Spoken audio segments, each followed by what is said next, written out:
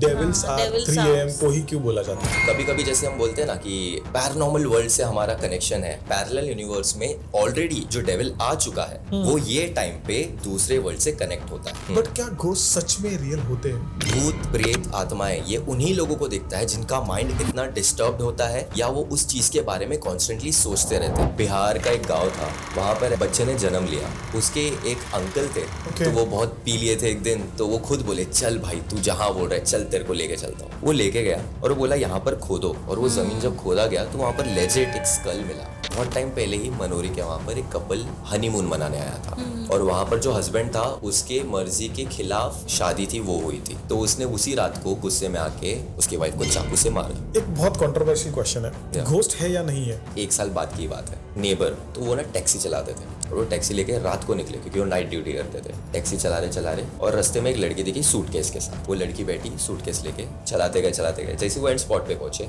उन्होंने टर्न किया, there was no one.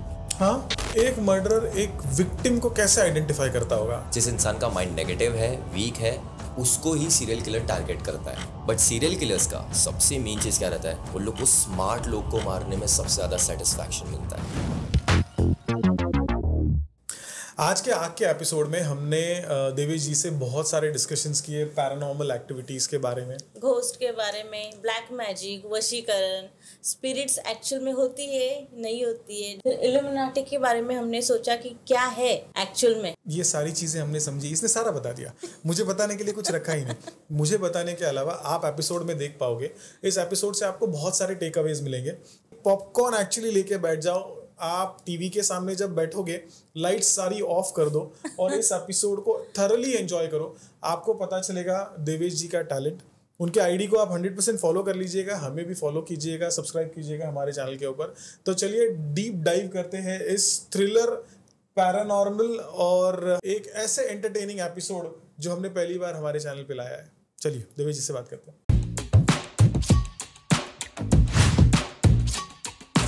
Devesh, V G board से एक्चुअल में आत्माएं बुलाई जाती है, इसमें क्या सच है?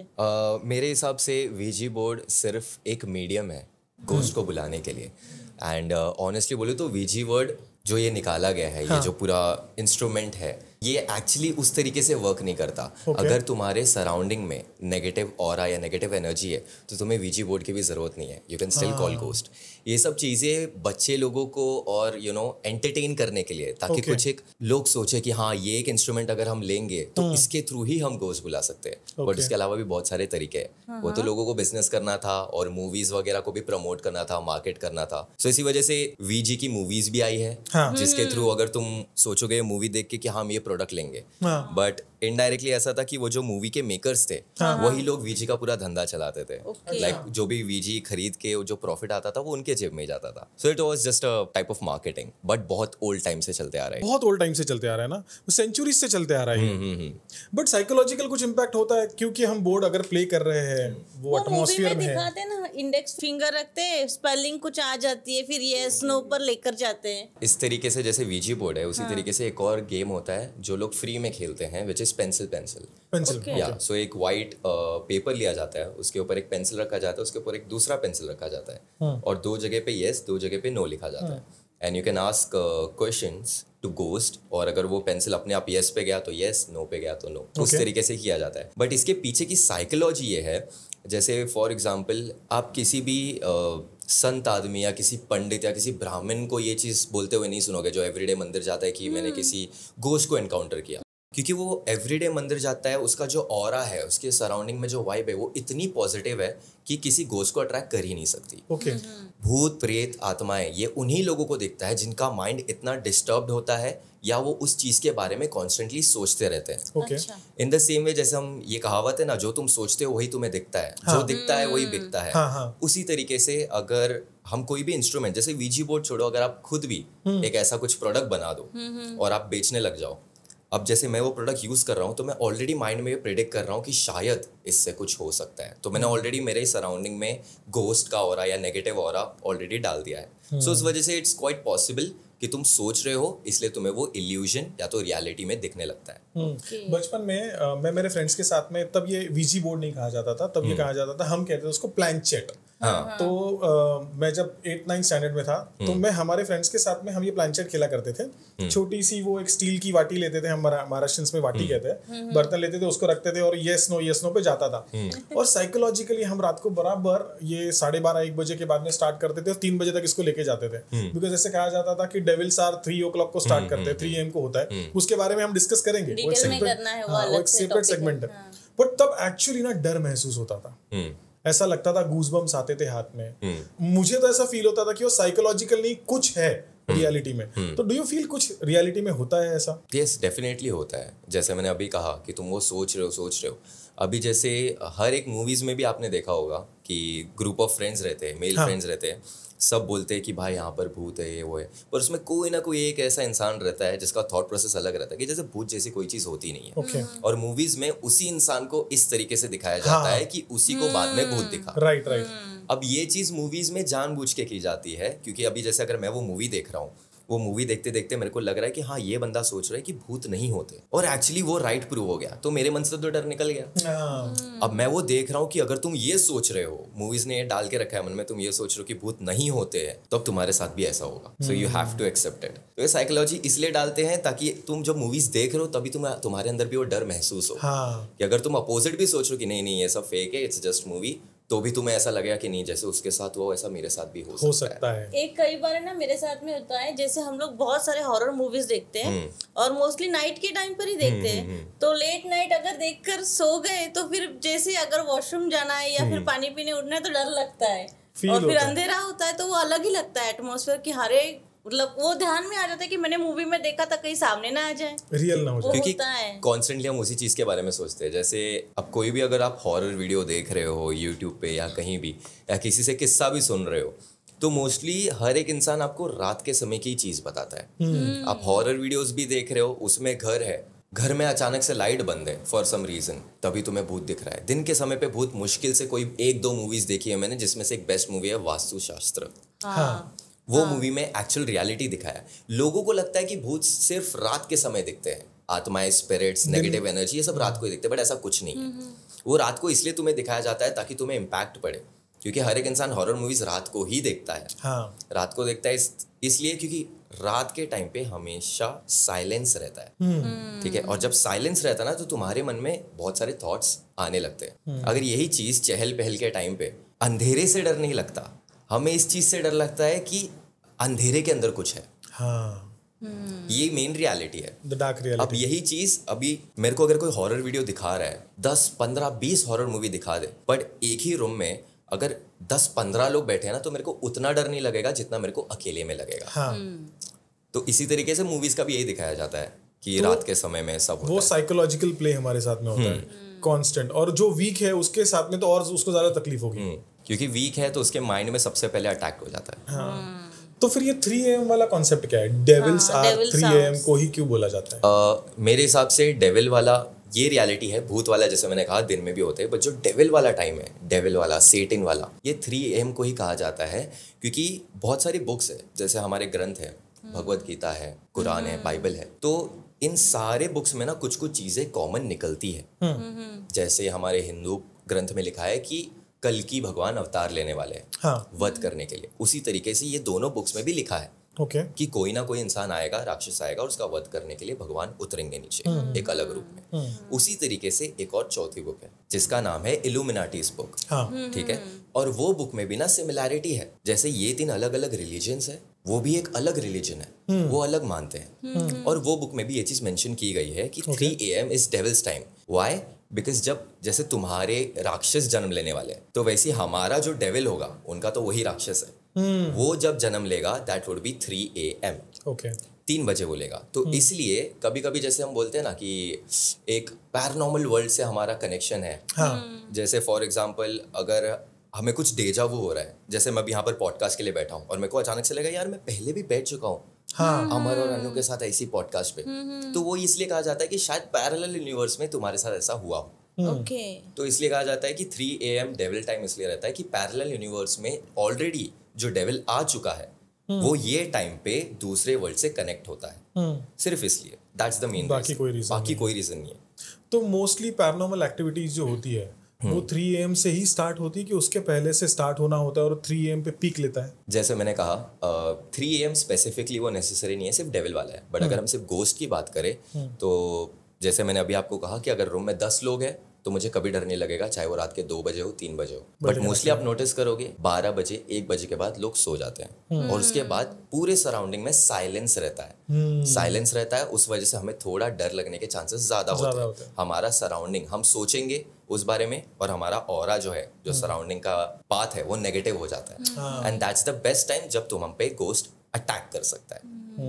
Simple as that. इसीलिए 12 से 3 का जो टाइम है वो राक्षस काल कहा जाता है क्योंकि वो टाइम पे सब सोते रहते हैं। हाँ। मैं और अनु कल से डिस्कशन कर रहे थे आज के पॉडकास्ट के बारे में, बहुत एक्साइटेड थे, बहुत डर भी लग रहा था। तो मैंने अनु को ये क्वेश्चन पूछा कि अनु, हमने घोस्ट के बारे में बहुत सारी मूवीज देख ली, बहुत से लोगों से सुना, बट क्या घोस्ट सच में रियल होते हैं? आपने कभी ऑब्जर्व किया, आपके सामने कोई ऐसा इंसिडेंट हुआ है कि जहाँ पर वो फील आपको आया एंड तब से आपकी लाइफ पूरी कंप्लीटली टर्न अराउंड हो गई? कोई पैरानॉर्मल एक्टिविटी आपने ये की है, मतलब खुद फेस की है, ऐसा कुछ है?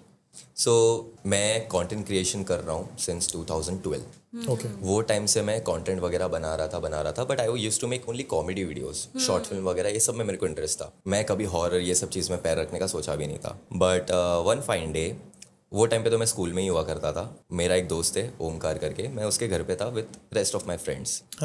और हमने ऐसा डिसाइड किया क्योंकि वो टाइम पे जब हम बच्चे थे और किसी फ्रेंड का घर खाली होता था तो हमारा मैक्स प्लान क्या होता था, मैगी बनाएंगे, कोई मूवी देखेंगे, और मैगी खाते खाते वो मूवी देखेंगे and then will go home. अब ओमकार ने बोला कि मेरा घर खाली है रात के 1 बजे तक, तो 1 बजे तक तुम लोग रहो, क्योंकि उसको भी बहुत डर लगता था। सो जस्ट बिकॉज उसको डर लगता था तो हमने प्लान किया कि let's do one thing, Maggi बनाने के बाद यूट्यूब पे लाइन से गोस्ट कॉट ऑन कैमरा वाले वीडियोस, ये सारे वीडियोस बिंज वॉच करेंगे लाइन से। और हमने वही किया। हमने स्टार्ट किया रात के 11 बजे, हमने बोला 2 घंटे है हमारे पास, ये 2 घंटे हम लगातार बिंज वॉच करेंगे। अच्छा। और हम देखते गए। जैसे ही 1 बजा सबकी फट चुकी थी। अब वो तो ओमकार का ही घर था, अब हमें जाना था हमारे घर, और वो जाने के बात के लिए हमारी बहुत फट रही थी।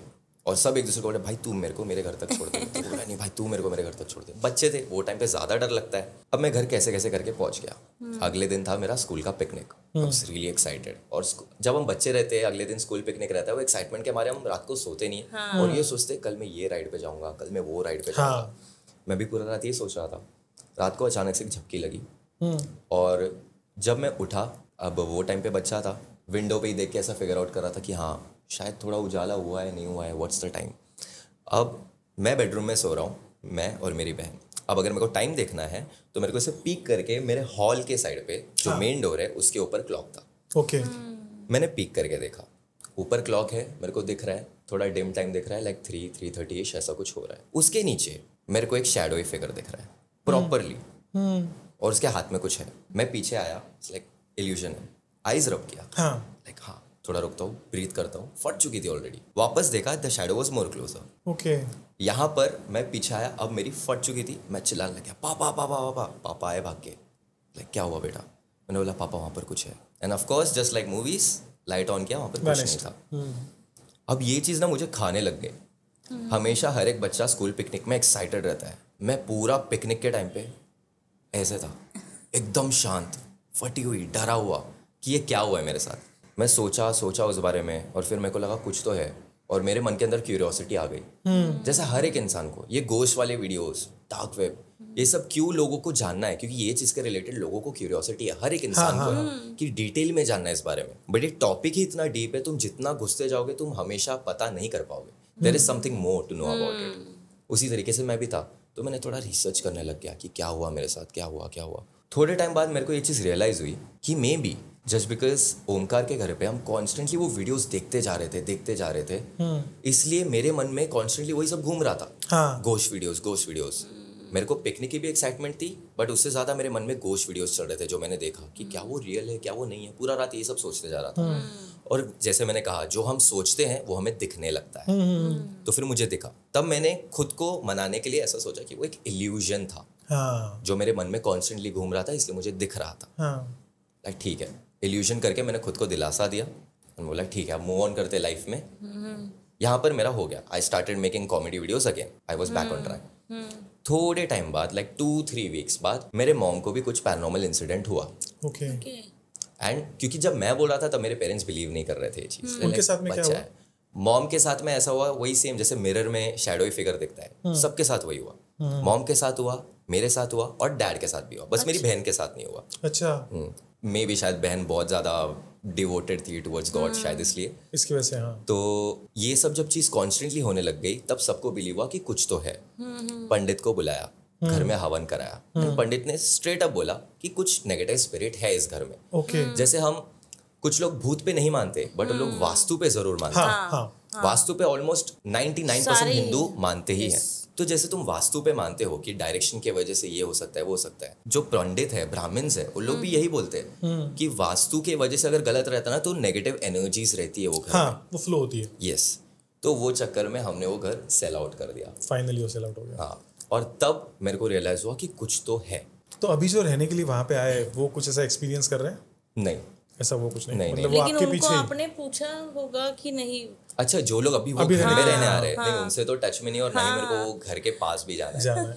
क्योंकि जब से वो छोड़ा है ना तब से हम लोग हर एक घर जहाँ भी शिफ्ट हो रहे वास्तु देख के पंडित को बुला के उस तरीके से कर रहे हैं। उसके बाद में फिर आपने कभी फेस नहीं किया जब नए घर में रहने के लिए? उसके बाद मैंने सामने से मतलब ऐसा फेस नहीं किया है, बट मेरे अंदर थोड़ी चुल आ गई तो मैं खुद जगह पे जाके जबरदस्ती वो फेस करना चाहता था फॉर माई कॉन्टेंट। इसलिए ये मतलब स्टोरी सुनने के बाद में एक्चुअली गूज़बम्स आ गए और ऐसा फील हो रहा था जब वो आपने बताया ना कि वो वॉच के नीचे वो शैडो दिखा और शैडो कुछ, तो मेरे आंखों के सामने एक्चुअल इमेजिनेशन था और मैं ऐसा फील कर रहा था कि वो आप नहीं थे वहां पे, मैं वहां पे खड़ा हूँ और मुझे ऐसे मैं पीछे देख रहा हूँ और वो मुझे दिख रहा है, और एक स्कूल का बच्चा रियलिटी में वो आपकी साइकोलॉजी वो टाइम पे कितनी डिफिकल्ट हुई होगी, माइंड पे कितना इम्पैक्ट आया होगा। अब एक बहुत कंट्रोवर्शियल क्वेश्चन है, घोस्ट है या नहीं है? ये तो सही है, घोस्ट है, बट घोस्ट बनते क्यों है? और अच्छे घोस्ट भी होते हैं या बुरे घोस्ट होते हैं? क्या होता है उन दोनों में बाइफिकेशन? जैसे ये सब चीजें ऐसी है ना कि अगर कुछ लोग होंगे जिनको मेरे वर्ड्स पे बिलीव नहीं हो रहा ऑडियंस में से भी, बट अगर हमारे ग्रंथ पे भी बिलीव करते हो, भगवत गीता में उसमें भी चीजें लिखी गई है, राक्षस गण होता है, मनुष्य गण होता है, भगवान गण होता है, ये सब चीजें पहले से लिखी हुई है। तो जैसे हम कहते हैं ना, कोई भी इंसान जब मर जाता है तो उसकी स्पिरिट घूमते रहती है। कभी भी अगर तुम्हें कोई इंसान ये बोले कि मैंने एक इंसान देखा भूत के उसमें, तो 99% मैं वो चीज़ बिलीव नहीं करता, क्योंकि तुम्हें कभी भी इंसान नहीं देखा है। जैसे मूवीज में गोस्ट का मेकअप करके वाइट में, उस तरीके से तुम्हें वैसा नहीं देखा, तुम्हें शैडोई फिगर्स दिखेंगे। That's what we call spirits अच्छे भी होते हैं, बुरे भी होते हैं। अच्छे स्पिरिट्स जो होते हैं उनको ऑटोमेटिकली भगवान ऊपर बुला लेते हैं। नेगेटिव स्पिरिट्स वो होते हैं, वो पर्पसली नेगेटिव नहीं होते, या तो उनका कुछ काम है जो अधूरा रह गया हो इस धरती पे, अतृप्त आत्मा। हाँ, जैसे उनकी आत्मा को शांति ना मिली हो, इसलिए हमारे हिंदू धर्म में भी ये किया जाता है, उनकी आत्मा की शांति के लिए पूजा की जाती है, वो सब चीजें। तो वो नहीं हुआ रहता तो उनकी आत्मा से भटकती रहती है। और कोई भी गोश्त तुम्हें जानबूझ के कभी हार्म नहीं करेगा अनलेस तुम कुछ ऐसा ना करो। इसलिए चाहे वो अच्छा हो चाहे वो बुरा हो, कोई भी गोश्त तुम्हें सामने से कभी हार्म नहीं करेगा। मतलब तुम्हें दिख सकता है, भले तुम कुछ भी करो तुम्हें दिख सकता है, बट तुम्हें हार्म कभी नहीं करेगा। तो किसी की मौत अगर एक्सीडेंट की वजह से हो जाए या उसकी कुछ इच्छाएं थी जो वो कंप्लीट नहीं कर पाए हैं, तो उसके चांसेस ज्यादा है अतृप्त आत्मा बन के प्रॉब्लम्स होना। अब यहाँ पर जैसे आपने कहा एक्सीडेंट हो गया, बट उसके जो परिवार वाले हैं उन्होंने उसकी अस्थियां भी डुबा दी, उसकी आत्मा की शांति भी करा दी, बट स्टिल उसके मन के अंदर वो चीज़ है कि भले मेरी आत्मा को शांति मिल गई पर मुझे जो करना था वो मैं नहीं कर पाया, अचीव नहीं कर पाया। तो वो ऐसे स्पिरिट्स रहते हैं, चाहे तुम कुछ भी कर लो उनकी फॉर लाइफ स्पिरिट भटकते रहेगी। कुछ स्पिरिट्स होते हैं ना जिनकी भटकते रहती है, जब आत्मा को शांति मिल जाती है then they go away, but ये ऐसे स्पिरिट्स अब आत्मा को शांति दे दी है, अब उनके परिवार वाले और इससे ज्यादा कुछ कर नहीं कर सकते। तो लेकिन फिर भी मन में रहता है ना, मुझे ये करना था, मुझे वो करना था, सडनली डेथ हो गई किसी की, बट तो, रह के भी एज अ स्पिरिट भी तुम क्या ही कर सकते हो? कुछ नहीं कर सकते हो। तुम सिर्फ भटकते रहोगे, वो चीजें देखते रहोगे, हाँ ये हो रहा है वो हो रहा है, दैट्स इट। उसके अलावा कुछ नहीं कर सकते। और हमने ये देखा है बहुत बार हॉरर मूवीज में भी ये दिखाया जाता है कि रिवेंज, मतलब स्पिरिट बनता ही रिवेंज लेने के लिए है या फिर घोस्ट बनते ही रिवेंज लेने के लिए है। सच में ऐसा कभी हुआ है? कोई ऐसी स्टोरी इंसिडेंट है जहाँ पे ऐसा एक्चुअल में घटना घड़ी है? Okay, not exactly as revenge, but Bihar का एक गांव था, वहाँ पर ऐसा हुआ था कि एक बच्चे ने जन्म लिया वो बच्चा जन्म लिया और वो थोड़ा जैसी बोलने लायक हुआ, it was just like 7-8 years, अच्छा खासा बोल लेता था। उसने उसके पेरेंट्स को बोला कि आप लोग मेरे साथ चलो, मुझे आप लोग को एक जगह पे लेके जाना है जहाँ पर मैं दफन हुआ था। तो उसके पेरेंट्स ये चीज़ माने नहीं कि लाइक कुछ भी बोल रहा है। फिर उसके एक अंकल थे, वो थोड़ा बहुत पीते थे। तो वो बहुत पी लिए थे एक दिन, तो वो खुद बोले चल भाई तू जहाँ बोल रहा है चल तेरे को लेके चलता हूँ। वो लेके गया और वो बोला यहाँ पर खोदो, ये जो जगह है यहाँ का ज़मीन खोदो। और वो ज़मीन जब खोदा गया तो वहाँ पर लेजिट एक स्कल मिला और वो बोला कि this was me in my past life. सबको लगा कि कुछ फेक है, कुछ तो ये है, कुछ तो बना के स्टोरी बोल रहा है और you know the murderer is trying to escape. But उसने ये भी बोला कि ये किस इंसान ने किया और वो कहाँ रहता है। वो पुलिस को वहाँ पर भी लेके गया और ये चीज़ पूरे गूगल पे है, हर जगह। This is like a reality कि पास्ट लाइफ मतलब तुम्हारा पुनर्जन्म भी होता है। और उसको याद भी था ये चीज़ कि मेरे को यहाँ पर एग्जैक्टली मारा गया था विद एन एक्स। और जब पुलिस ने थोड़ा और भी खुदाई की तो वो एक्स भी मिला उन लोग को। और इन्वेस्टिगेशन करने के बाद में सब प्रूव हुआ। सब प्रूव हुआ और इसका अभी भी हर जगह रियलिटी है। It was in the news paper, I am talking about early 90s वो टाइम पे। तो ये सब चीज़ें कुछ ऐसी चीज़ें हैं जो इतने स्ट्रेंज है कि साइंस भी वो नहीं डिस्कवर कर सकता, नहीं उसका रिजॉल्व कर सकता है उस चीज़ को कि ये कैसे हुआ। तो इसलिए हमारा वर्ल्ड बहुत स्ट्रेंज है and there are lot of mysteries जो अभी तक हमें भी नहीं पता है। और साइंटिफिक एविडेंस कभी ऐसा आज तक प्रूव नहीं हुआ है ना कि घोस्ट होते हैं रियलिटी में। कभी नहीं। तो साइंस एंड ये है ना अलग चीजें दोनों। हाँ, दोनों की रियलिटी एकदम डिफरेंट है। जो मैंने आपको कहा जैसे हम सोचते हैं वो दिखता है, दैट इज साइंटिफिक रीजन। हाँ, कि वो तुम्हारा इल्यूजन हो सकता है। बट इतने सारी चीजें जिनका आंसर नहीं मिला घोस्ट रिलेटेड भी, तो हम कैसे ना साइंस पे बिलीव कर सकते ना इस पे, तो हम एक मिस्ट्री में रह गए। थोड़ी देर पहले आपने बताया था इल्यूमिनाटी के बारे में। यस। कि एक कंप्लीट डिफरेंट रिलीजन है और वो बहुत सारे लोग उसको फॉलो करते हो। एग्जैक्टली क्या है, क्योंकि मुझे भी उसके बारे में ज्यादा नॉलेज नहीं है। सो इल्यूमिनाटी जो लोग अभी सोचते हैं that is very different. Illuminati start किया गया था अर्ली 70s में, 1780s में। वो टाइम पे जो मेन गाय था उसने इल्यूमिनाटी जब चालू की, वो बहुत अच्छा इंसान था और उसका सिर्फ एक मोटो था, वन वर्ल्ड ऑर्डर। मतलब वर्ल्ड ऑर्डर, पूरी दुनिया एक इंसान रूल बनाएगा, उसके ऊपर चलेगी। क्योंकि जैसे अभी इंडिया में कॉन्स्टिट्यूशन अलग है, रूल्स रेगुलेशंस अलग है, यूके में अलग है, यूएसए में अलग है, तो वो देखता था हर जगह रूल्स अलग है। हाँ, अब एक इंसान इसका भी सुने उसका भी सुने, तो इससे अच्छा भगवान पे तो हम मानते हैं बट हमारे लिए कोई भगवान नहीं है। So we should make one person, not god but like god. और वो सारे रूल्स बनाए और पूरे धरती के लोग वही रूल्स फॉलो करें। सो हमारा वर्ल्ड एकदम ईजी हो जाएगा। सिर्फ यही था मेन उसका मोटो। अब जैसे बोलते हैं ना कि रूमर्स जो होते हैं वो बहुत तेजी से फैलते हैं और वो जैसे जैसे पास होते हैं ना, हर एक इंसान अपना मसाला लगा के फॉरवर्ड करता है। अब वो इंसान की तो डेथ हो गई, उसने बनाया था, पूरा कमेटी बनाया था, उसकी डेथ हो गई। अब उसकी डेथ हुई तो कोई और आया उसका प्लेस लेने के लिए। ऐसे धीरे धीरे करके जो प्लेस लेने आते गए वो लोग अपना रूल्स बनाने लग गए ताकि उनको कुछ उससे फायदा मिले। ऐसे कर करके बनाते गए। अब इल्यूमिनाटी का टोटल वही चेंज हो गया है। अब इल्यूमिनाटी को आई डोंट नो हाउ, वो बुक में जैसे मैंने कहा था कि डेविल आएगा, so they are waiting for that day जब वो डेविल जन्म ले, वो सेटन जन्म ले, वो रहेगा वन वर्ल्ड ऑर्डर वाला वो पर्सन जिसकी हम बात मानेंगे। That is that one person. अब ये चीज आगे पुश फॉरवर्ड होते गई। अभी टोटल रूल अलग है, पहले अलग था बट या it is what it is. तो कोई ऐसी फेमस पर्सनालिटीज है आपको पता है जो ओपनली इल्यूमिनाटी को फॉलो करते हैं?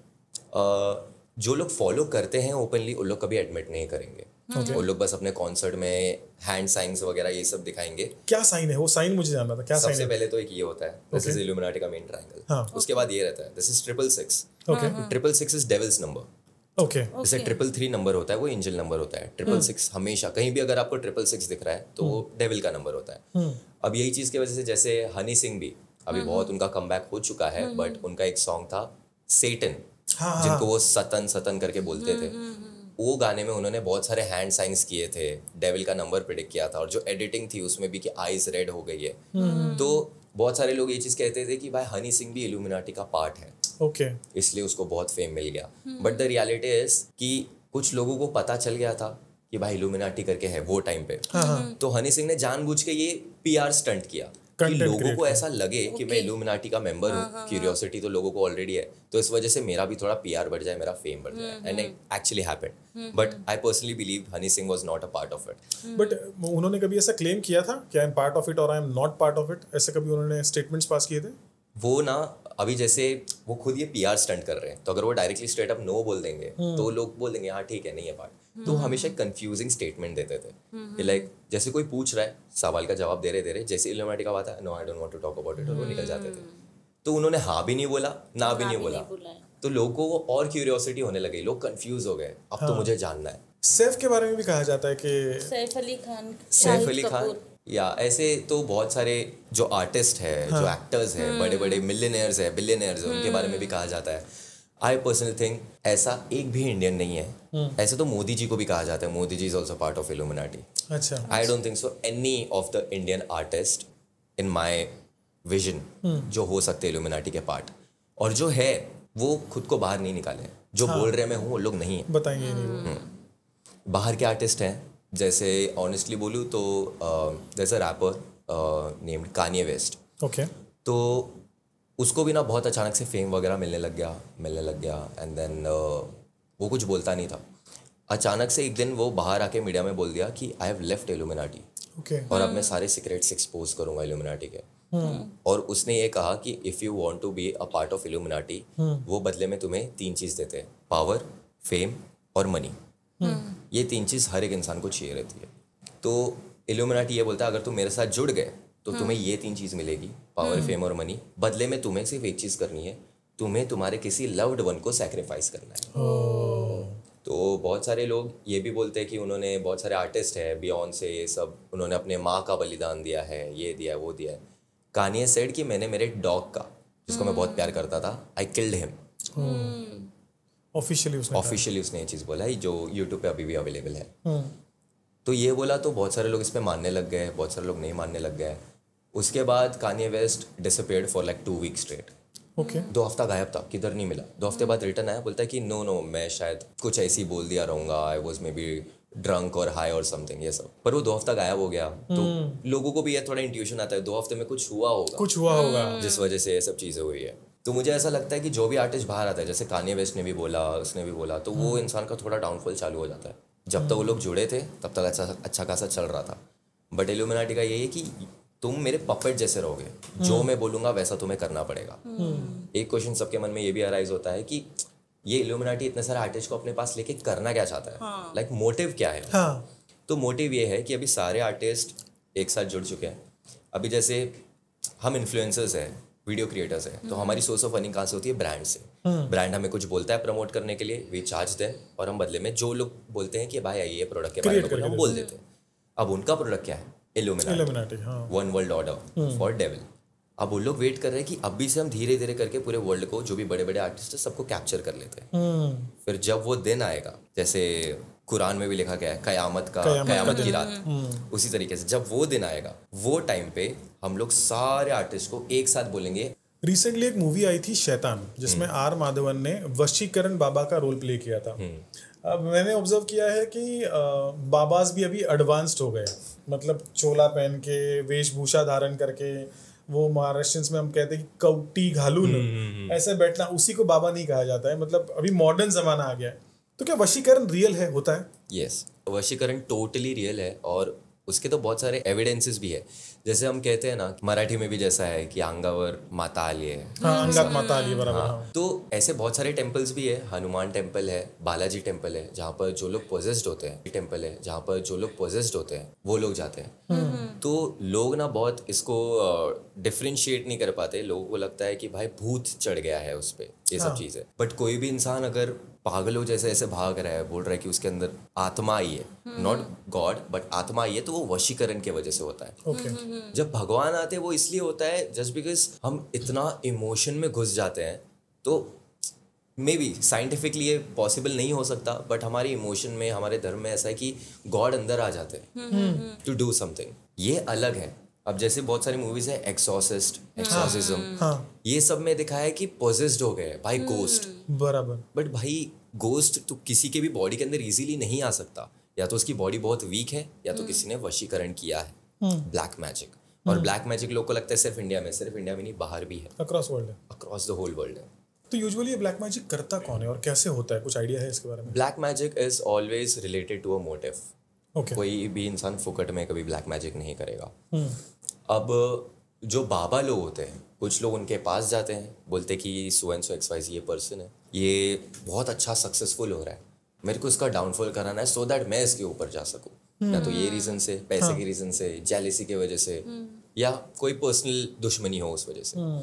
अब वो बाबा लोग क्या बोलते हैं, बाबा या कोई भी इंसान जो ब्लैक मैजिक कर रहा है, वो बोलता है उसके बॉडी का कोई भी एक प्रेशियस पार्ट लेके आ, विच कैन बी, जो सबसे इजीली मिलता है वो है बाल।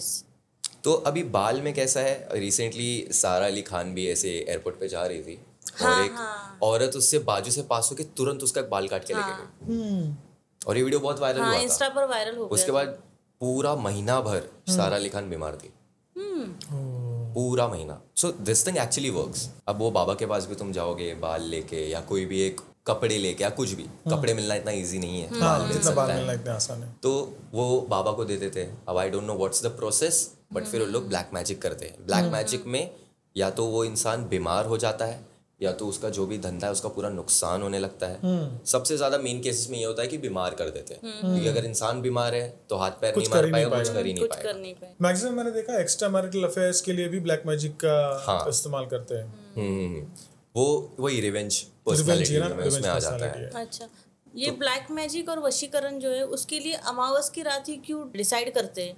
सो इसके पीछे भी बहुत एक इंटरेस्टिंग चीज़ है जो अमावस की रात कहा जाता है। और जैसे आप पूछे थे रेड मून के बारे में, ब्लडी मून, तो अमावस की रात को ये भी कहा जाता है ब्लडी मून, जो उसी दिन पे मैच होता है।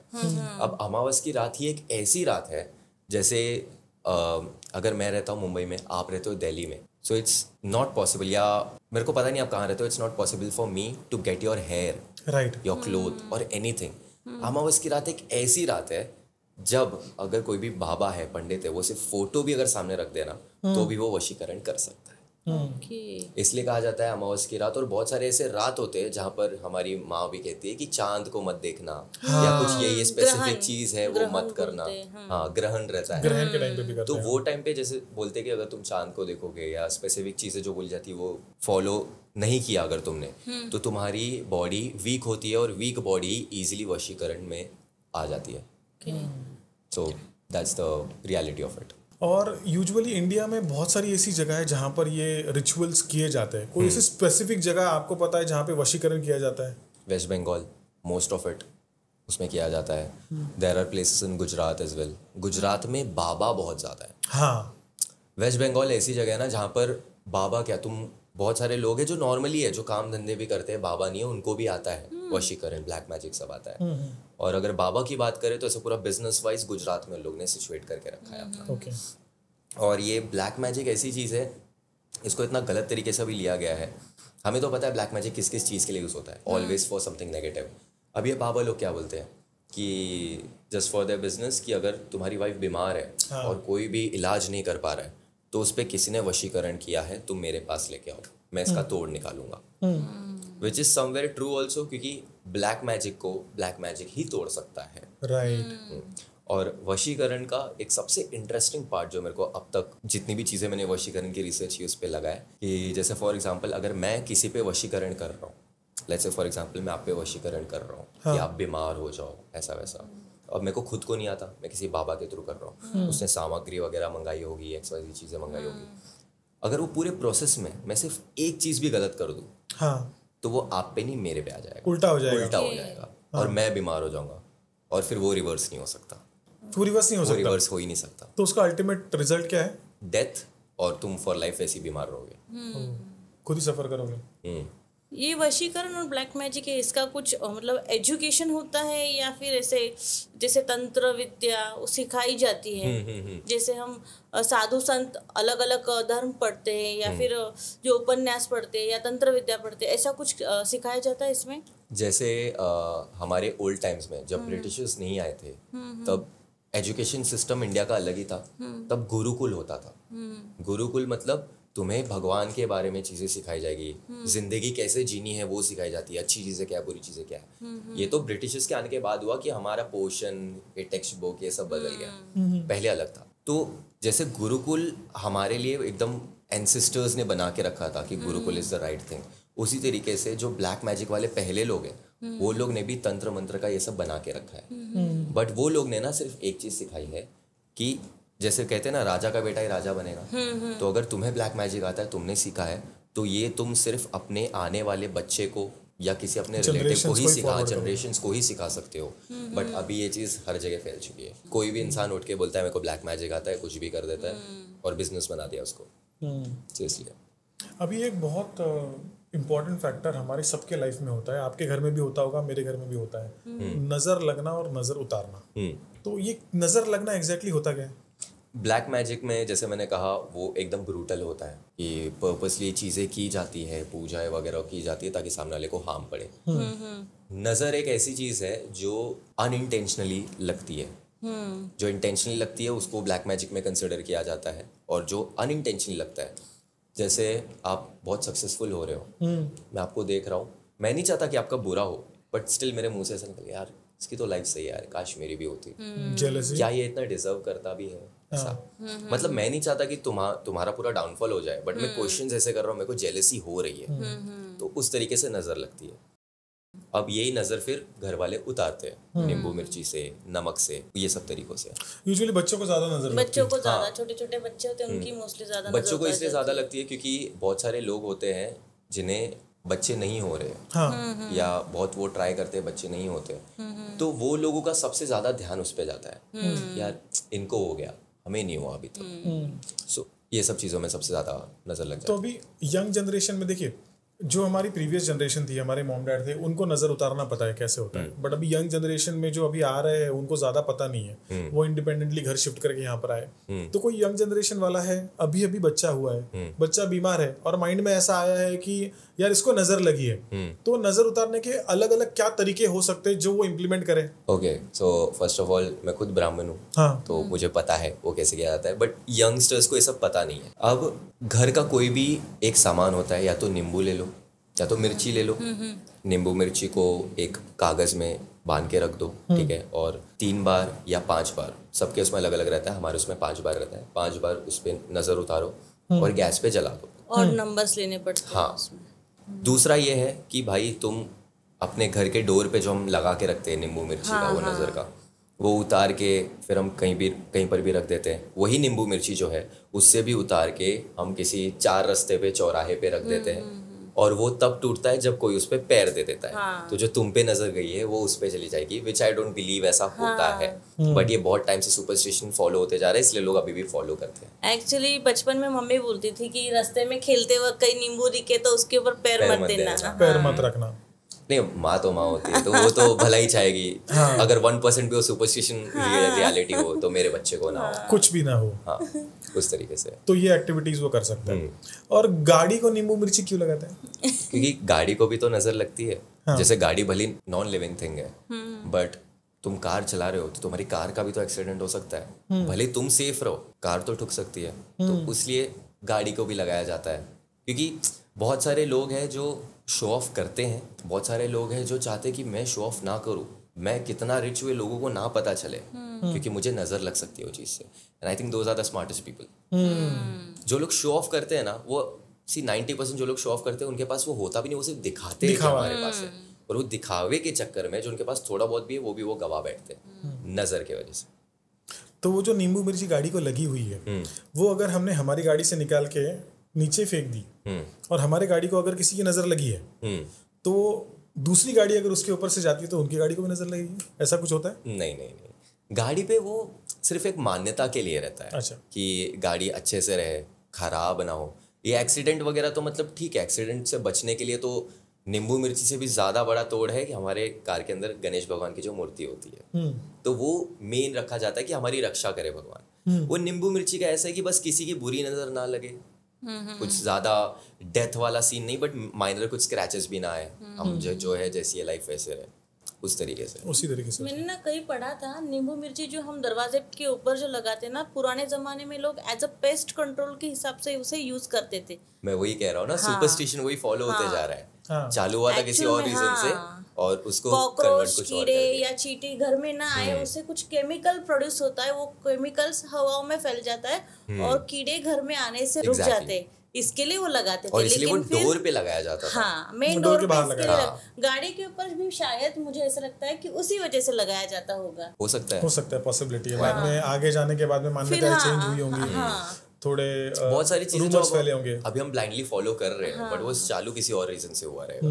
अलग अलग रीजंस के हिसाब से मान्यताएं मिली और आगे जाके वो फैल गया।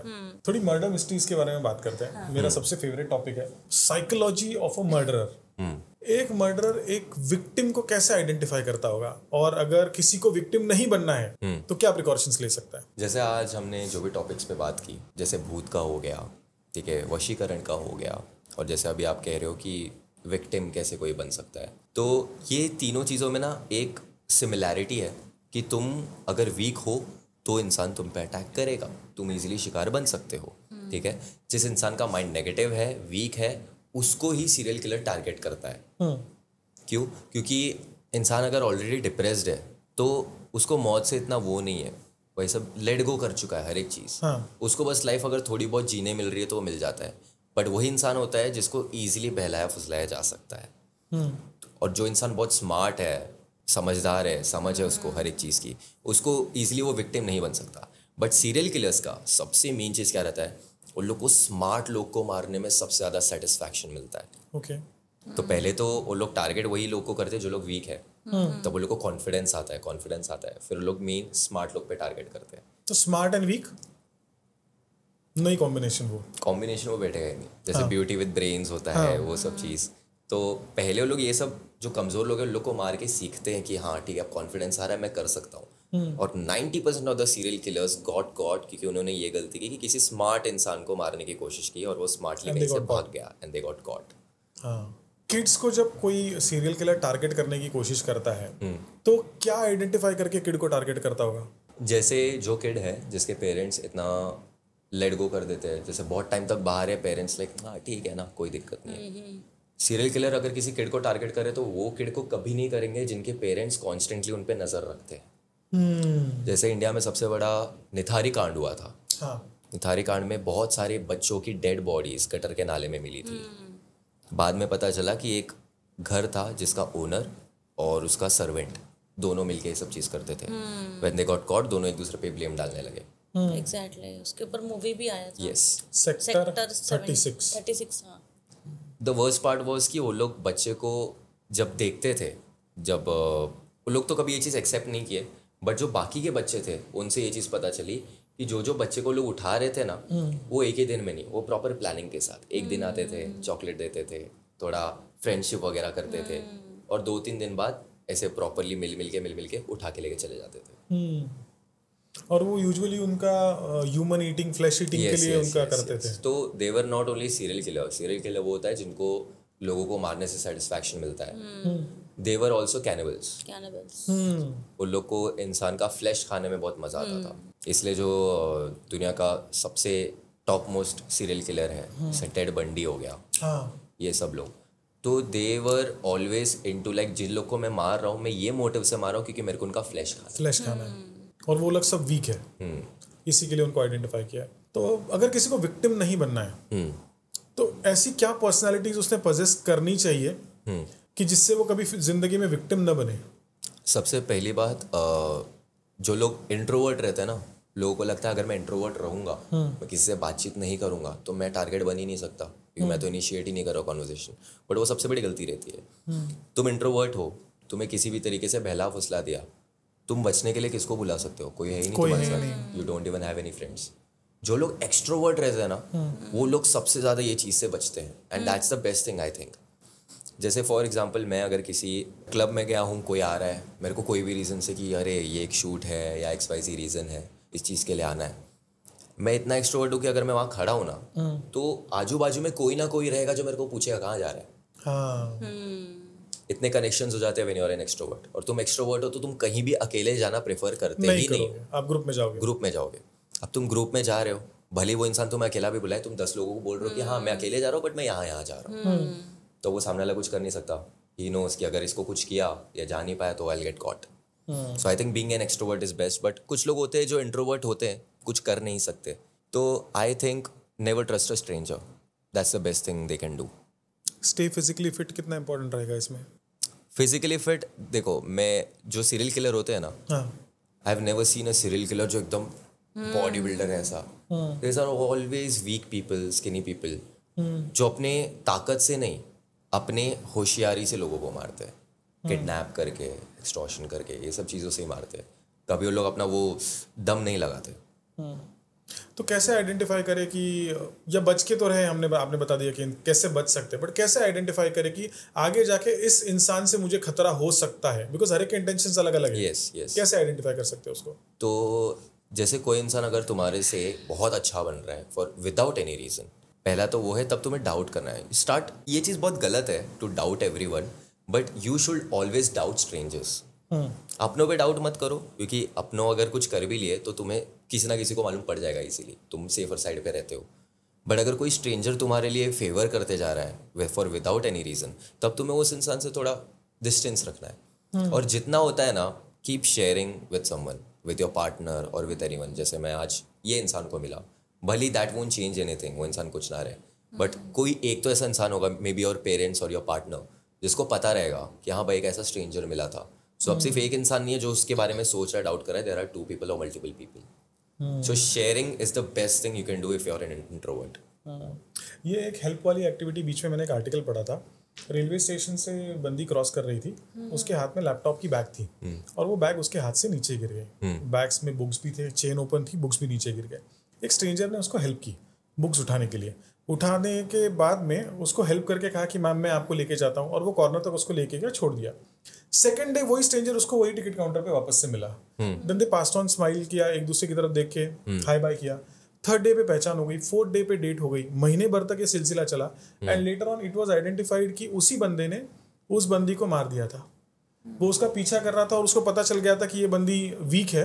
वो मैन ईटर, ह्यूमन ईटर वाला, फ्लैश वाला फंडा था. तो उसने ऐसे आइडेंटिफाई करके उस पर्टिकुलर बंदी को टारगेट किया. तो ये जो कोई, जैसे दिवेश ने अभी बताया ना कि कोई भी आपके लाइफ में अचानक से अगर एंटर करता है स्ट्रेंजर, तो क्या रीजन से एंटर किया और क्यों इतना अच्छा बन रहा है वो पता नहीं होता है. तो it's better to tell everyone. Yes. अब जैसे अभी यही जो आप इंसिडेंट बता रहे हो, अब इसमें वो लड़की कब ट्रस्ट कर सकती थी? अगर वो लड़का अपने फ्रेंड्स से, बाकी फ्रेंड्स से, अपने पेरेंट्स से इसी मिला देता है, इवन एज अ फ्रेंड, कि हाँ ये मेरी फ्रेंड है, तब उसको थोड़ा ट्रस्ट होता, कॉन्फिडेंस आता कि हाँ ये अकेला नहीं है. Now I know multiple people in his life. तभी भी एक रहता है कि इंसान ट्रस्ट कर सकता है कि ये ओपनली सबको बता रहा है मेरे बारे में. तो जो इंसान बहुत सेक्रेटिव रहता है उनसे दूर रहना चाहिए. कभी कभी ऐसा भी हो जाता है ना कि आप किसी दोस्त को बना लेते हो, और वो दोस्त आपको ऐसी कई जगह पे लेके जाता है जहाँ पे पैरानॉर्मल एक्टिविटीज हुई है, और वहाँ पे जाके ये सारी चीजें आपके साथ में करता है, and at the end of it you become a victim. तो ऐसी कोई इंडिया में जगह है जहाँ पर पैरानॉर्मल एक्टिविटीज की जाती है, हुई है, गवर्नमेंट ने उनको बैन किया है नाइट में जाने के लिए, ऐसा कोई स्पेस है? बहुत सारी जगह है. जैसे सबसे पहले तो आर्य कॉलोनी है. अच्छा. आर्य कॉलोनी को बहुत इतने सारे इंसिडेंट्स हुए हैं कि आर्य कॉलोनी को बोल दिया गया था बीच में कि रात को तो कोई गाड़ी वहाँ से जानी नहीं चाहिए. जब तक सन है तब तक गाड़ी जाए, उसके बाद नहीं जानी चाहिए. बट अभी तो बहुत डेवलप हो गया है, इसलिए करके वो गाड़ी वगैरह चालू कर दी गई है. आर्य का कोई इंसिडेंट आपको याद है? Yes, it's in my family only. So मेरे जो नाना है उनके जस्ट नेबर, मतलब वो भी मेरे नाना जैसी कंसिडर करते हैं, तो वो ना टैक्सी चलाते थे. जब मैंने ये वाला मेरे स्कूल का इंसिडेंट बोला, ये भी उसके जस्ट 1 साल बाद की बात है. तो वो टैक्सी चलाते थे, और टैक्सी अंधेरी से लेके अपने साउथ बॉम्बे तक चलती है. बट वो टैक्सी ओन करते थे, और वो हमारे घर पे आए थे मिलने के लिए हमसे. ठीक है, तो पूरी फैमिली वगैरह आई, और उनकी बीवी को, उनके जो बच्चे हैं उनको हमारे घर पे ही छोड़ा था. And he was like now I need to go to work. तो वो टैक्सी लिए, और वो टैक्सी लेके रात को निकले, क्योंकि वो नाइट ड्यूटी करते थे. अब रात के वही इसलिए कहा जाता है वो डेविल टाइम जो है 2 बजे से लेके 4 बजे तक. अब यही टाइम पे भी क्यों हुआ? क्योंकि वो टाइम पे रास्ता भी खाली रहता है. हाँ. तो नाइट ड्यूटी वाले सोचते कि बेस्ट टाइम है, रास्ता खाली है, मेरे को ट्रैफिक का कोई झंझट नहीं चाहिए. अब उन्होंने वो शॉर्टकट लिया अंधेरी जाने के लिए, आर्य कॉलोनी वाला. टैक्सी चला रहे, और रास्ते में एक लड़की दिखी सूटकेस के साथ. ऐसे टाइप की स्टोरीज ना बहुत सुनी रहेगी. टैक्सी है, कोई लिफ्ट मांगा, ये सब वो सब. बट ये स्टोरी बहुत ही अलग है. लिफ्ट मांगा, वो लड़की बैठी सूटकेस लेके, एंड ऑफ कोर्स वो पीछे बैठेगी क्योंकि टैक्सी वाला आगे है, वो लड़की है तो पीछे बैठी. And she was just like कि मेरे पास पैसे नहीं है, और मैं आपको बता नहीं सकती क्या सिचुएशन से मैं यहाँ पर पहुँची हूँ, बट जैसे आर्य कॉलोनी का जो एंडिंग स्पॉट है जहाँ से अंधेरी चालू होता है, अब बस वहाँ तक मेरे को छोड़ दो। जैसे भी आप वहाँ तक जा ही रहे हो, उन्होंने कहा ठीक है, वॉज अ गुड यू, मैंने लाइक ठीक है चलेगा, कोई दिक्कत नहीं।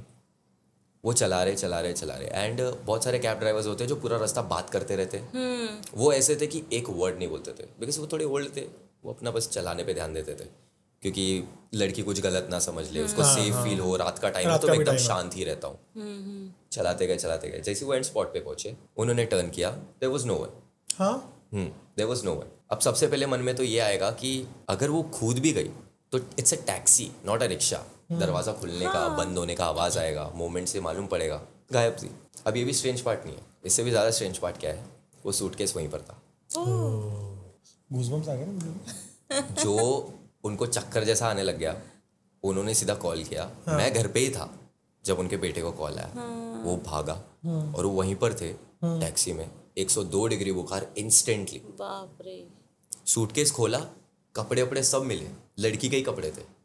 पुलिस स्टेशन भी लेके गए, बट कुछ आइडेंटिफाई नहीं हुआ, क्योंकि अंदर कुछ आईडी या कुछ ऐसा था ही किसका है समझ कुछ नहीं समझ में आया। तो ये स्टोरी अभी तक मेरे लिए मिस्ट्री है, और जो मेरे आँख के सामने हुई थी। तो आर्य कॉलोनी इज हॉन्टेड। और कोई ऐसी जगह? आर्य कॉलोनी हो गया, मुकेश मिल्स हो गया। रिसेंटली मैं मुकेश मिल्स गया था। मुकेश मिल की क्या स्टोरी है? मुकेश मिल्स ऐसा है कि मतलब वो एक मिल था, बहुत सारे वर्कर्स काम करते थे, बट कुछ सबकी अलग अलग स्टोरी है, बट जो सबसे ज़्यादा स्टोरी बाहर आती है वो ये है कि एक मुकेश मिल का जो ओनर था, उससे एक बंदा बहुत जलता था कि लाइक मेरे से ज़्यादा सक्सेसफुल कैसे हो गया। तो उसने उसके मिल में आग लगवा दी। और ऐसी आग लगाई कि जितने भी वर्कर थे सब के सब मर गए, एक इंसान भी अलाइव नहीं बचा। ये रियलिटी है। okay. तो कहा जाता है कि वो जो वर्कर है उनकी तो कुछ गलती नहीं थी, तो इसलिए उनकी जो आत्मा है, जैसे मैंने स्टार्टिंग में कहा था, उनकी स्पिरिट वहीं पर भटकते जा रही है कि हमारे साथ ऐसा क्यों हुआ, हमने तो कुछ गलत किया ही नहीं था। तो इसलिए कहा जाता है वो हॉन्टेड एंड तब से मुकेश मिल्स वगैरह बन दिया। तो वहाँ पर मैं मेरे फ्रेंड्स के साथ गया था जस्ट टू सी क्या है। बट कैसा है ना कि एक और ना पता चल जाता है, जैसे आपने कहा ठंडी हो रही है, तो जैसे कभी हम कब्रिस्तान या शमशान में जाते हैं तो वहाँ पर अचानक से कितनी भी गर्मी रहे, हमें ठंडी लगने लगती है। If the spirits are around you तो तुम्हें अचानक से ठंडी महसूस होगी, या अगर तुम स्पिरिट्स के बारे में ही सोच रहे हो तो तुम्हारी बॉडी थोड़ी कोल्ड हो जाती है उस तरीके से। तो मैं और मेरे दोस्त भी जब वहाँ पर गए, समर का ही टाइम था, रात का टाइम था, बट समर का था, पूरी गर्मी हो रही थी। वहाँ जैसी रेडियस में एंटर किए ठंडी होने लग गई। तो मैं बोला guys it's a bad plan, निकलते हैं, लेट्स गो आउट। और सब निकल गए। तो हमने अच्छे से एक्सप्लोर भी नहीं किया, क्योंकि वो एक चूल होता है ना, जो बचपन से क्यूरियोसिटी थी कि जो मैंने बचपन में देखा was it just my illusion और रियलिटी। तो वो क्यूरियोसिटी अभी तक है, तो उसको ही पीछा करते हुए चीज़ें करते जा रहा हूँ, but trying to be safe. एक राजस्थान में भानगढ़ किले का फोर्ट, हाँ, उसका भी ऐसे स्टोरी है कि गवर्नमेंट में उस किले में आफ्टर सनसेट जाने के लिए मना किया है। तो उसके ऊपर आपका क्या कहना है? भांगर fort was one of the most viral video जो मेरे यूट्यूब चैनल पे थी जब मैं बनाता था। तो भांगर फोर्ट के बारे में मैंने जो रिसर्च मिला वो कर लिया। जब एक्चुअली मैंने वो विजिट किया, मैंने देखा, तब मेरे को आना पड़ा कि ऐसा कुछ नहीं है। जैसे PR होता है, जैसे मैंने कहा, उसी तरीके से वो जगह को लोग बहुत विजिट करे, इसलिए हाँ वहाँ वो हॉन्टेड था। बट जब वो किंग्स वगैरह के टाइम पे, जब वहाँ पर किले वगैरह हुआ करते थे, हाँ वो टाइम पे बहुत सारी स्टोरीज है, बट उसके बाद कोई एविडेंस है, कुछ ऐसी स्टोरी नहीं है कि भांगर फोर्ट पे कभी कुछ मिला है या कुछ। मेरे को लगता है गवर्नमेंट ने भी ये जानबूझ के कि वहाँ का टूरिज्म बढ़ जाए, लोग और जाए। अच्छा। और वो जो राजस्थान में भूतों का गाँव है कुंभलगढ़, उसकी क्या स्टोरी है? कुंभलगढ़ का तो ऑनेस्टली बोलूँ, मैं वहाँ पर विजिट नहीं किया हूँ, तो मैं एकदम ठोस प्रूफ नहीं बोल सकता, बट वहाँ की स्टोरीज हैं जो अभी भी कही जाती है कि हो रही है। लोगों को वहाँ स्पिरिट्स वगैरह दिखते हैं, लोगों को वहाँ औरतें दिखती है। तो ये राजस्थान में वो जो ऐसा घूंघट वाला है, तो लोग कहते हैं कि उन्हें घूंघट वाली औरत दिखती है रात को जो अकेले जा रही है। लेकिन एक्चुअली वहाँ पर भी शाम के टाइम के बाद में जाना मना है ना? नहीं, बट वहाँ पर लोग रिसाइड भी तो करते हैं। बहुत सारे गाँव के लोग हैं जो वहाँ पर रहते हैं, आसपास में रहते हैं, वो पर्टिकुलर एरिया में नहीं रहते, आसपास में रहते हैं। और उनका ऐसा है कि हम सबसे ज्यादा नियर बाय है वो जगह के, तो वो 6 या 7 बजे तक सब सो जाते हैं, और 4 बजे मॉर्निंग में सब उठ जाते हैं। वहाँ का शेड्यूल ही अलग है। मेरे साथ भी एक ऐसा इंसिडेंट हुआ था। हम दोनों को ट्रैकिंग की बहुत आदत है। तो 2014 में हमने हमता पास का ट्रैक किया था। मनाली से लेके वॉक करके आपको हमता पास तक जाना है। 10 डेज का ये ट्रैक था। तो डे 2 पे जब हम चल रहे थे, हाथ में मेरी लकड़ी थी और मैं नदी किनारे से हम ट्रैवल कर रहे थे। तो मुझे वहाँ पर एक जानवर की हड्डी मिली। ओके। और उस हड्डी को ऐसे उसका मुंह के जैसा निशान था, दांत के जैसा था उसका। तो मैंने क्या किया, मैंने मेरे लकड़ी में उसको फंसा लिया, उसको उल्टा कर दिया और वो लेके मैं कैरी करने के लिए स्टार्ट कर दिया। Day 2 में कैरी कर रहा हूँ। रात को जब हम पहुंचे तो यूजुअली क्या था, वो टूर ऐसी थी, मेरे एक भाई ने ऑर्गेनाइज की थी, जिसमें हम दोनों बड़े थे और बाकी सब 10th स्टैंडर्ड के बच्चे थे। Okay. और मेरी एक रिलेटिव और थे उसमें, तो हम तीनों ही बड़े थे, बाकी सब 10th स्टैंडर्ड के बच्चे। Day 2 क्रॉस हुआ, Day 3 क्रॉस हुआ, मैं उसको डेली कैरी कर रहा हूँ। Day 4 पे मॉर्निंग में उठने के बाद में नदी किनारे हमारा टेंट था। मॉर्निंग में मैं उठा तो रात भर मेरे माइंड में सिर्फ वो लकड़ी थी। जैसे मॉर्निंग में उठा, मैंने उसको हाथ में पकड़ा, मैंने कहा कैसे हो, क्या चल रहा है। और ये अनु ने मुझे देखा वो करते हुए। इसने उसके मौसी को बोला कि अमर ये क्या कर रहा है, उसके साथ में क्यों बात कर रहा है। तो उसने मुझे पूछा, मैंने बोला अरे मजाक कर रहा था रे, ऐसा मुझे कुछ करना नहीं था। मौसी आई, उसने मुझे बताया क्या प्रॉब्लम है। तो मैंने कुछ प्रॉब्लम नहीं है। तो बोले फेंक दे उसको। मैंने बोला मैं नहीं फेंकूंगा, मैं इसे घर पे लेके जाऊंगा। अरे बाप रे।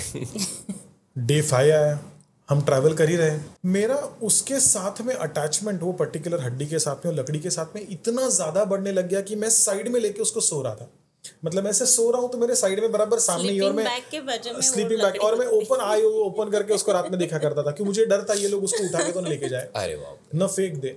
Day 9 पे जब हम हमता पास के पीक पे पहुंच गए थे, सबसे हाईएस्ट पीक था, रात में हम लोग बैठे थे एंड मेरी सिस्टर फोटोज खींच रही थी स्टार्स के, और एक ऐसा रॉक था बड़ा, उस रॉक के ऊपर आपको क्लाइम करके जाना है एंड वो मेरी सिस्टर्स वहां पे फोटो खींच रही और मैं लकड़ी लेके ऐसे खड़ा हूँ वहां पर।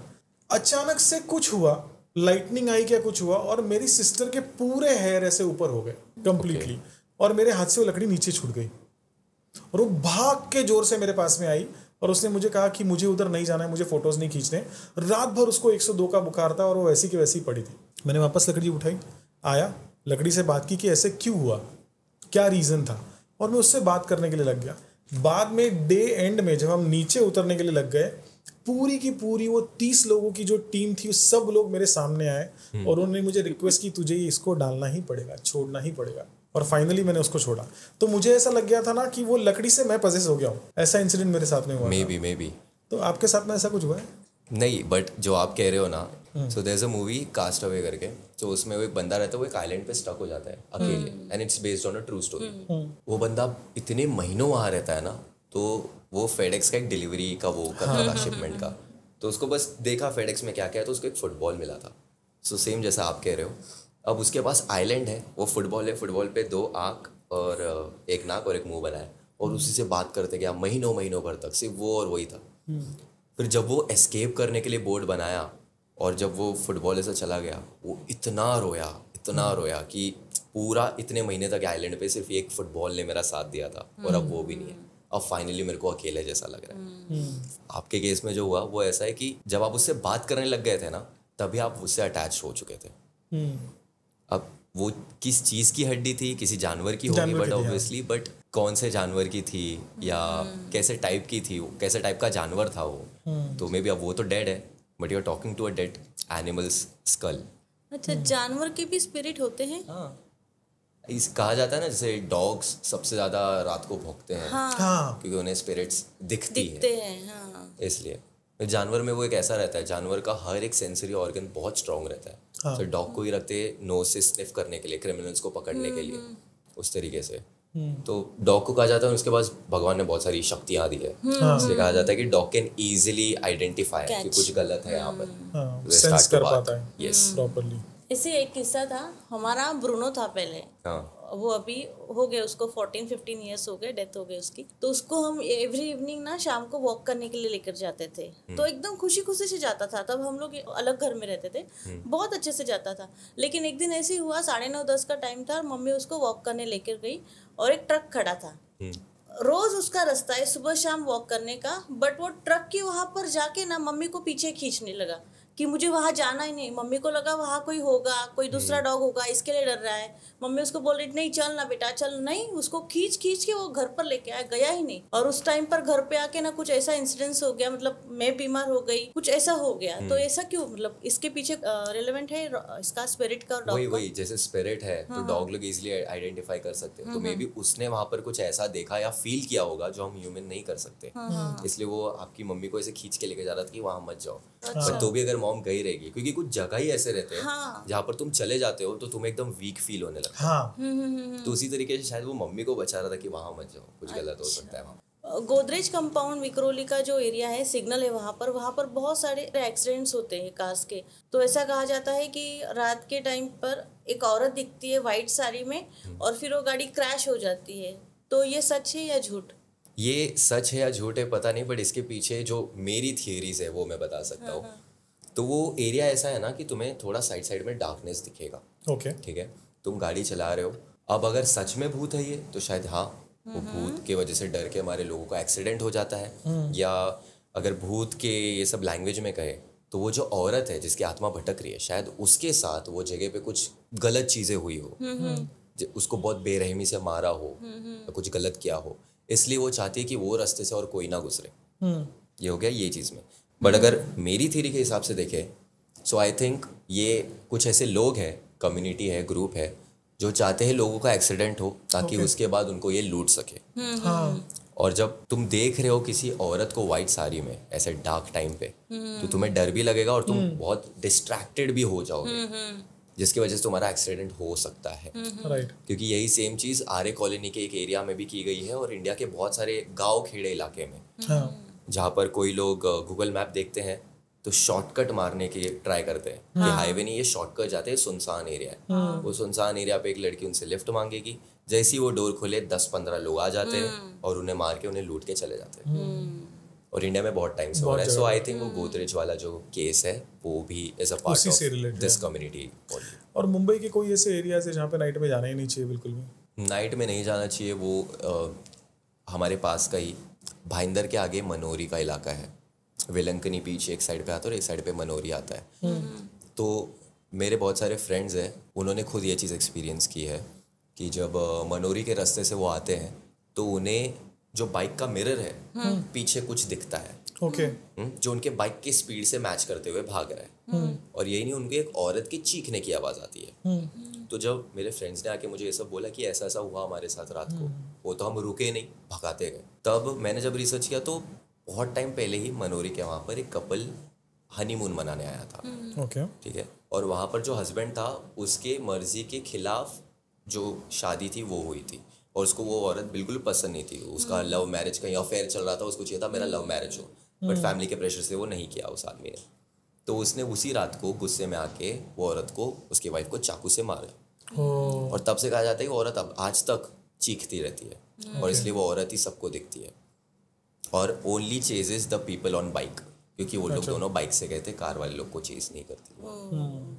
इसलिए कहा जाता है Manori is also a place जहाँ पर रात को नहीं जाना चाहिए। और मेरा खुद का भी एक इंसिडेंट है, रात को वहाँ पर विलास वगैरह बहुत है, तो मेरे फ्रेंड्स लोग ने बुक किया था and I was busy doing some work shoot वगैरह था।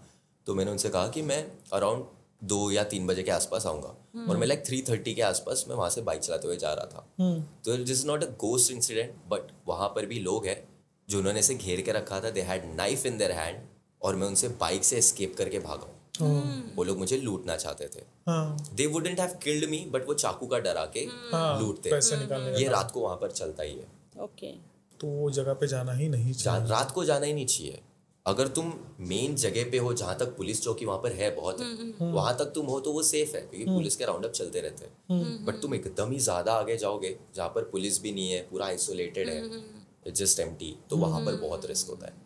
ब्लैक मैजिक और रिचुअल्स के बारे में एक टॉपिक मेरे से रह गया था कि सैक्रिफाइस का बहुत इंपॉर्टेंस होता है। तो सैक्रिफाइस क्यों करते, क्या होता है ये सैक्रिफाइस? सो जैसे ब्लैक मैजिक में भी कहा जाता है कि अगर तुम्हें कुछ बड़ी चीज़ करनी है, तुम्हें सक्सेसफुल होना है, तो तुम्हें सैक्रिफाइस करना पड़ेगा।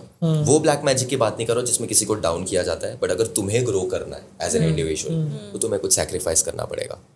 उसी तरीके से इल्यूमिनाटी में भी कहा जाता है कि अगर तुम्हें इल्यूमिनाटी ज्वाइन करना है तो तुम्हें सैक्रिफाइस देना पड़ेगा। ये सैक्रिफाइस बहुत इंपॉर्टेंट माना जाता है, बट बहुत सारे लोग इससे स्कैम भी हुए।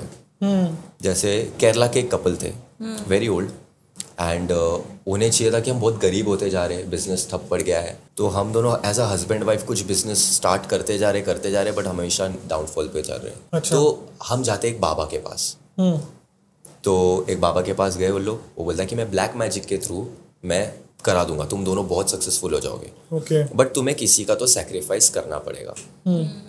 तो वो लोग ने बोला कि किसका करें हम, तो उन्होंने बोला अगर तुम्हें किसी के जैसा बनना है तो उनकी बलिदान कराओ। ओके, और वो बाबा ने बोला मैं कुछ नहीं करूँगा।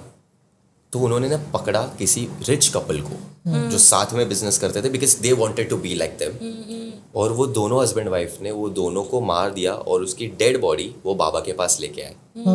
और फिर वो बाबा ने बोला कि हाँ अब तुम लोग रिच हो जाओगे, बट वो लोग कभी रिच नहीं हुए, and after few days they got caught. तो बाबा भी जेल में था और वो दो लोग भी जेल में, हस्बैंड एंड वाइफ।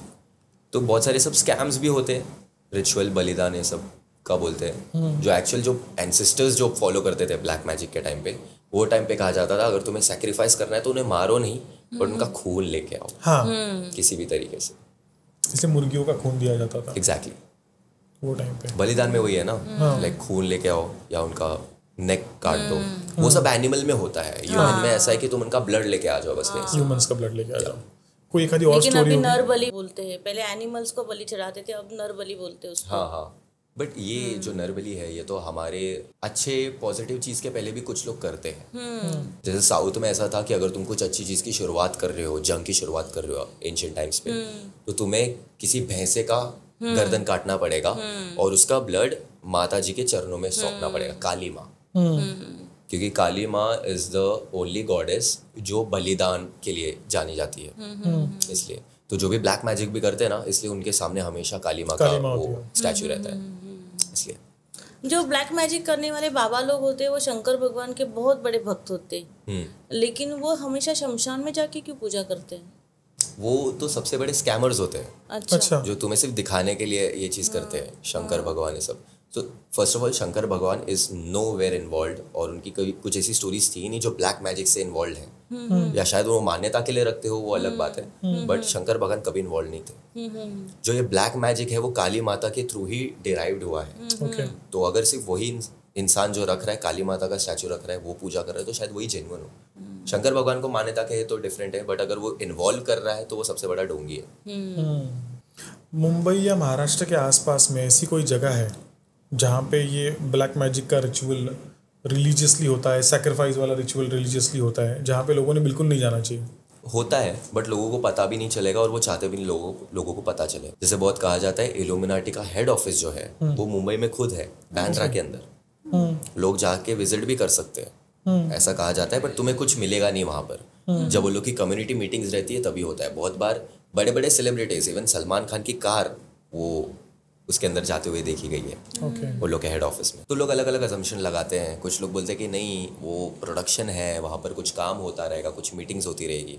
कुछ लोग अलग अलग तरीके से मानते हैं। बहुत बार कहा गया है कि वो जो चर्च जैसा उन लोग ने बनाया है, इल्यूमिनाटी का चर्च, तो उसके अंदर बहुत बार सेक्रीफाइसेस हुए हैं। और जब सेक्रीफाइस का दिन रहता है तो वो जो पूरा रोड है वो पुलिस खुद ब्लॉक करती है, ऐसा कहा गया है। आई don't think so it's real. जो भी ये सब बलिदान अगर मुंबई के किसी प्लेस में हो रहा है तो आउटस्कर्ट्स में होता है हमेशा।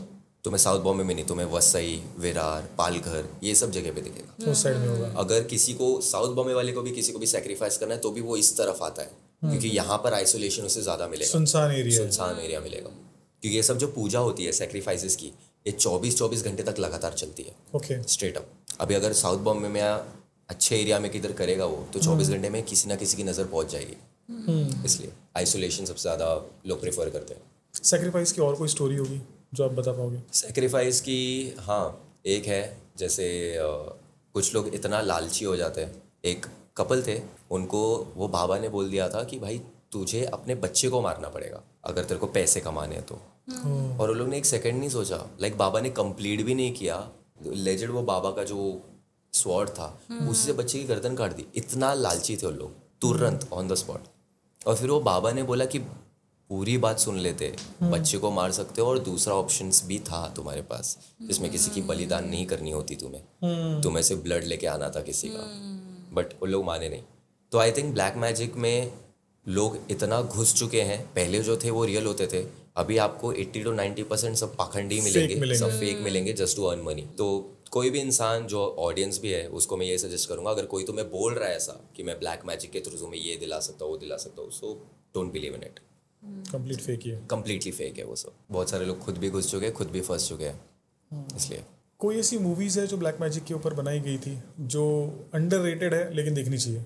शैतान इज़ गुड, बट शैतान से भी ज़्यादा अच्छा मैं सजेस्ट करूँगा वशीकरण, जो गुजराती फिल्म है जिससे इंस्पायर्ड हुए है, वो देखो। वास्तुशास्त्र जो है वो मूवी की स्टोरी ही इतनी अच्छी है कि जो प्रोड्यूसर्स थे उन्हें खुद बोला गया था कि तुम ब्लैक मैजिक करो तो ये मूवी अच्छी चलेगी।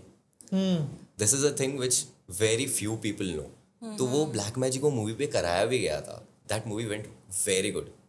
बट कुछ लोग बोलते हैं कि मूवी थी अच्छी इसलिए हुई, कुछ लोग बोलते हैं ब्लैक मैजिक किया शायद इसलिए। अभी जैसे पहले की एक और मूवी है, it's not related to black magic but it's related to movie and horror. तो बहुत पहले की एक मूवी थी बंद दरवाजा करके, हाँ मैंने देखी, जिसे वो टाइम पे one of the haunted most horrific movies मानी जाती थी।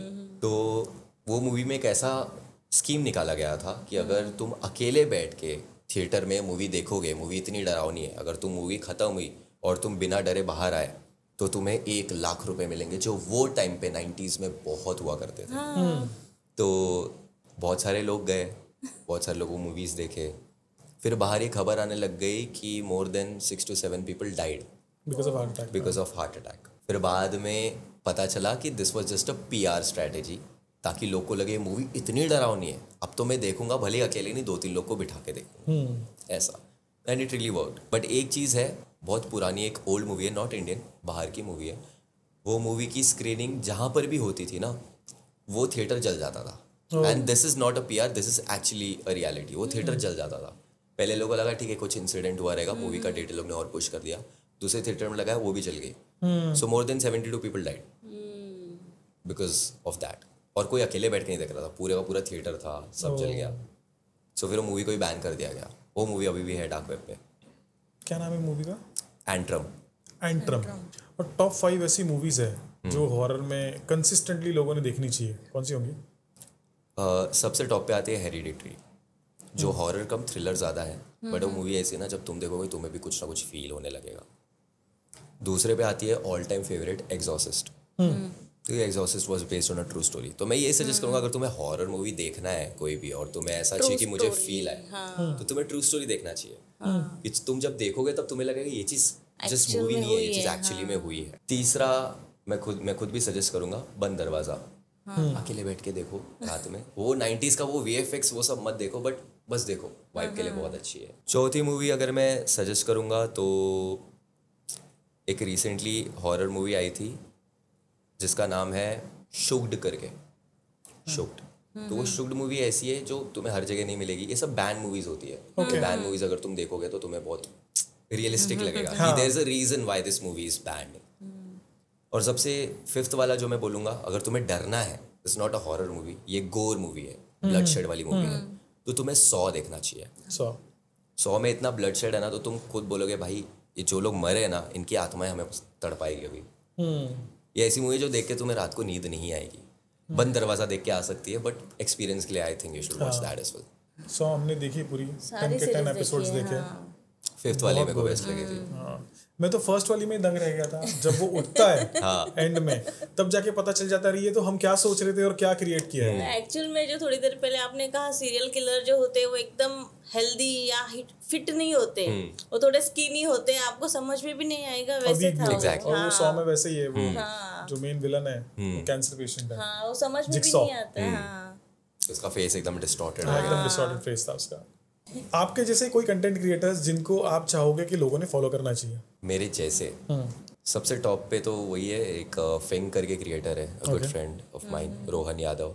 तो वो भी बहुत सारे वीडियोस बनाता है डिटेल में। You can also follow Aman Parker.